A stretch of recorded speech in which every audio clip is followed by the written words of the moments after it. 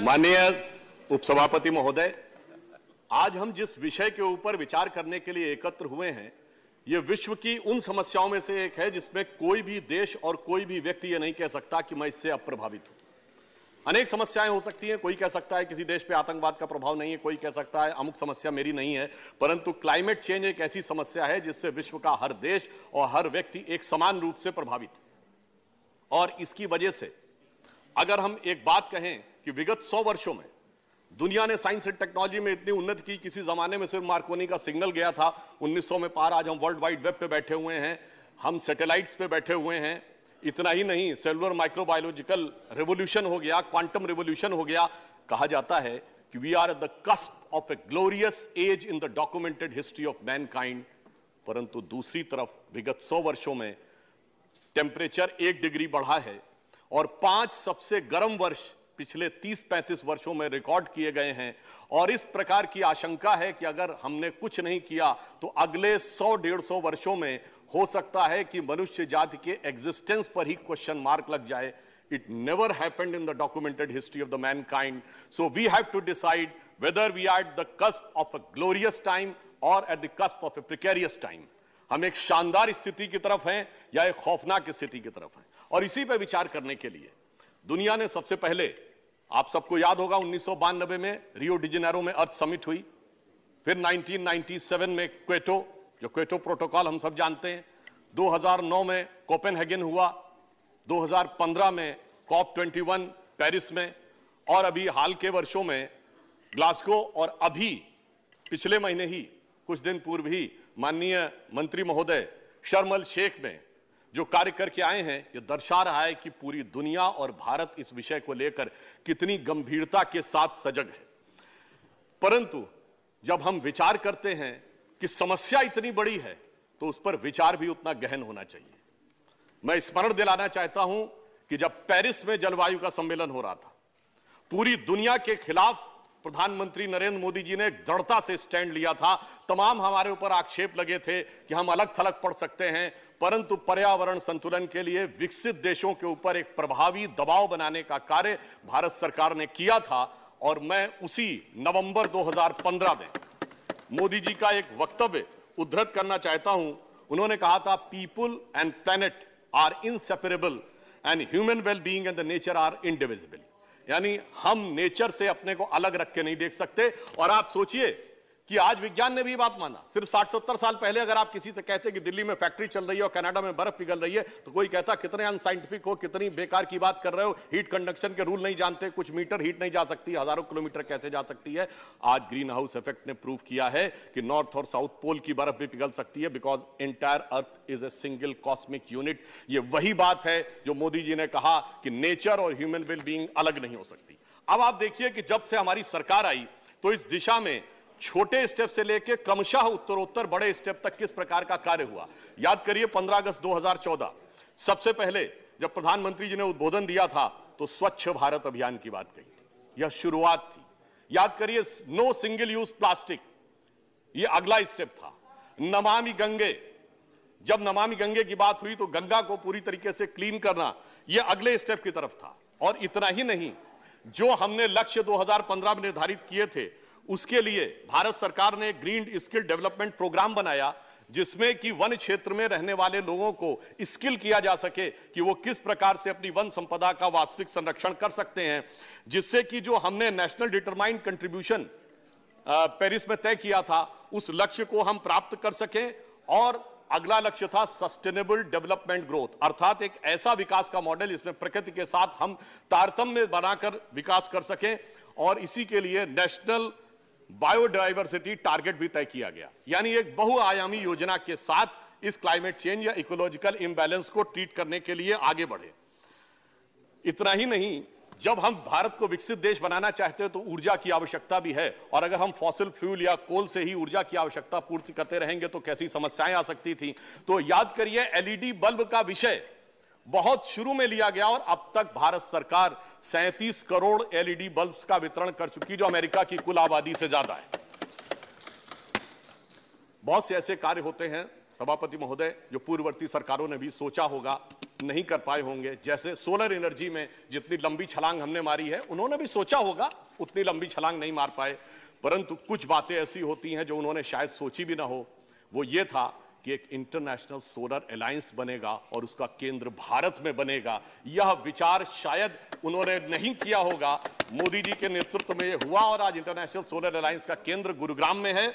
और इसमें हमने अचीव क्या किया है कि इन वर्षों में हम सोलर सेल की कैपेसिटी में तीसरे नंबर के देश हो गए हैं और सौर ऊर्जा के द्वारा वाटर हीटिंग के प्रोसेस में दूसरे नंबर के देश हो गए हैं। और इतना ही नहीं, अभी भारत ने दुनिया में पहला ऐसा गांव बनाया है जो पूर्णतः सौर ऊर्जा पे चलता है, जहां की एक एक घर भी सौर ऊर्जा पे चल रहा है। वो है गुजरात का मोढेरा गांव। और इतना ही नहीं, वहां पर भगवान सूर्य का एक मंदिर भी है।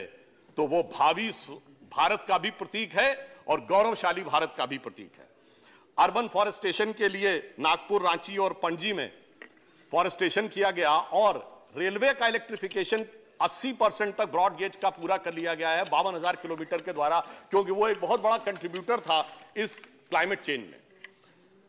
अब जैसा हमारी पूर्ववर्ती वक्ता ने भी बताया, उसके मैं विस्तार में नहीं जाना चाहता कि COP26 में ग्लासगो में प्रधानमंत्री जी ने पंचामृत की बात कही थी कि 2030 तक 500 gigawatt non fossil energy, 50% renewable energy, carbon emission 1 billion से कम करना और कार्बन इंटेंसिटी को 45% डाउन करना, नेट जीरो बाय 270। परंतु महत्वपूर्ण बात यह है सभापति जी, कहा जाए वो किया भी जाए। 2015 में हमने लक्ष्य तय किया था कि 2030 तक हमारी नॉन फॉसिल एनर्जी की इंस्टॉल्ड कैपेसिटी 40% हो जानी चाहिए।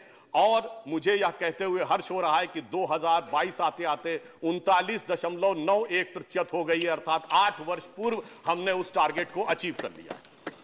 फिर यदि आप ध्यान करें, जिसका अभी उल्लेख किया गया कि COP26 ग्लासगो में प्रधानमंत्री जी ने कॉन्सेप्ट दिया life for environmental friendly life style, यानी एक ऐसा जीवन शैली जो कि इन्वायरमेंट के अनुसार। यहां पे मैं सदन का ध्यान आपके माध्यम से मूलभूत विषय पर आकृष्ट करना चाहता हूं। यह नेचर की समस्या क्यों आती है? हम सब में शायद कुछ ने जरूर पढ़ा होगा, वेस्टर्न थियोलॉजी में नेचर नाम की किताब है रिटन बाय एरिस्टोटल, जिसमें क्या लिखते हैं वो, all the elements of the nature are for the service of the mankind. सब कुछ प्रकृति हमारी सेवा के लिए। और यही नहीं, उस फिलॉसफी में यह भी लिखा गया, man should become the possessors and masters of nature, चाहे फ्रांसिस बेकन या रेने डिकार्टे लिखते हो। इतना ही नहीं, यह लिखा गया, man should be able to subdue nature. और इसीलिए बढ़ते बढ़ते हम उस मुकाम तक पहुंचे थे। हम लोग के जन्म से बहुत पहले की बात है, हमारी किताबों में हमने पढ़ा, जब यूरी गैगरिन स्पेस में गए तो क्या लिखा था किताबों में, man has conquered space, as if space is an enemy needed to be conquered. इस विचार ने प्रकृति के दोहन को इस सीमा तक पहुंचाया है कि जिसका आग्रह प्रधानमंत्री जी ने किया था कि हमें नेचर के अनुरूप जीवन जीना होगा। तो मैं स्मरण दिलाना चाहता हूं कि भारतीय परंपरा में, गांव में हम जो जीवन जीते हैं, नेचर के साथ उसका कैसा तादात्म्य है, यदि हमें समझ लें तो हमें शायद बहुत कुछ सीखने की जरूरत नहीं हो। गेहूं की बाली उगती है तो उसके नीचे का जो हिस्सा होता है वो किसको जाता है? पहले पशुओं को जाता है। जो बाली निकाली जाती है दाने, तो पहला दाना किसको जाता है? पक्षियों को जाता है। जब दाने से आटा बनता है तो पहला आटा किसको जाता है? चींटियों को जाता है। फिर गूंथा जाता है आटा रोटी बनाने के लिए तो मछली को जाता है। पहली रोटी गाय को जाती है और अंतिम रोटी कुत्ते को जाती है। इससे ज्यादा प्रकृति के साथ रहने का तरीका किसी को सीखने की जरूरत है। पर दुख की बात यह थी कि हमारे किसान भाई भी जब आंदोलन में बैठे थे तो कोई विदेश की लड़की उनको बता रही थी कि इन्वायरमेंट के साथ कैसे जीना चाहिए, जबकि वो तो हम हजारों सालों से किस तरीके से जीते आ रहे हैं वह हमें समझ में आना चाहिए। और मैं एक कोट करना चाहता हूं, इस सारी समस्या का मूलभूत कारण कहां से आता है। विलियम वर्ड्सवर्थ एक बहुत बड़े कवि हुए अंग्रेजी के, जिन्होंने एक फ्रेज यूज किया, child is the father of man. उसका मीनिंग क्या था? कहा गया बच्चा प्रकृति के अधिक नजदीक होता है और वही हमारा फोर फादर है। तो इसका अर्थ यह हुआ कि अगर हम अपने अंदर के चाइल्ड को देखें तो हमारे पूर्वजों ने यानी फोर फादर्स ने क्या कहा था वह हमें समझ में आना शुरू होता है। और हमारी सभ्यता तो वो है मान्यवर जहां पर की प्रार्थना भी क्या की जाती है? अंतरिक्ष शांति, पृथ्वी शांति, औषधया शांति, रापः शांति, वनस्पति, औषधि, फूल, पत्ती, अंतरिक्ष सभी का कल्याण हो। परंतु अफसोस की बात यह है कि जब हम इस प्रकार के विचार के साथ आगे बढ़ रहे हैं तो उस टकराहट के कारण वह समस्या हो रही है। इसलिए मैं अधिक समय न लेते हुए सिर्फ यह कहना चाहूंगा कि जो मोदी जी ने कहा कि लाइफ स्टाइल एनवायरनमेंट के अनुरूप होनी चाहिए, आज यदि यह सीख कहीं से आ सकती है तो भारत से ही आ सकती है, भारत की परंपरा से आ सकती है। और आज हम दुनिया में कितनी भी ऊंचाई पर पहुंच गए हों, पर क्या हमने धरती और धरती की वेदना को देखा? तो यह मैं पंक्ति कहना चाहूंगा, आकाश नापने वालों तुम सच सच कह दो, क्या नाप सके हो तुम धरती की मौन व्यथा?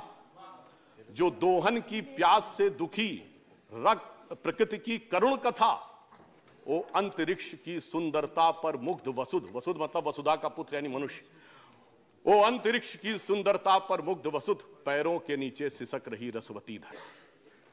जब तक हम इसको नहीं समझेंगे तब तक हमारे अंदर यह परिवर्तन नहीं आएगा।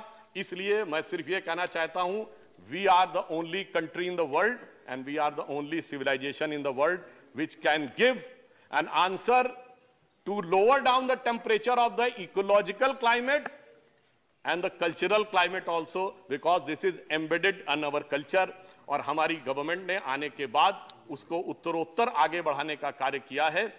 इसलिए मैं कहता हूं कि यहां पर संपूर्ण विश्व को दिशा देने के लिए भारत की संसद में जो यह विचार हो रहा है, भारतीय संस्कृति के विचारों के अनुरूप हम आगे बढ़ेंगे तो एक नई दिशा समाज को देने में सफल होंगे। धन्यवाद। धन्यवाद। The next speaker is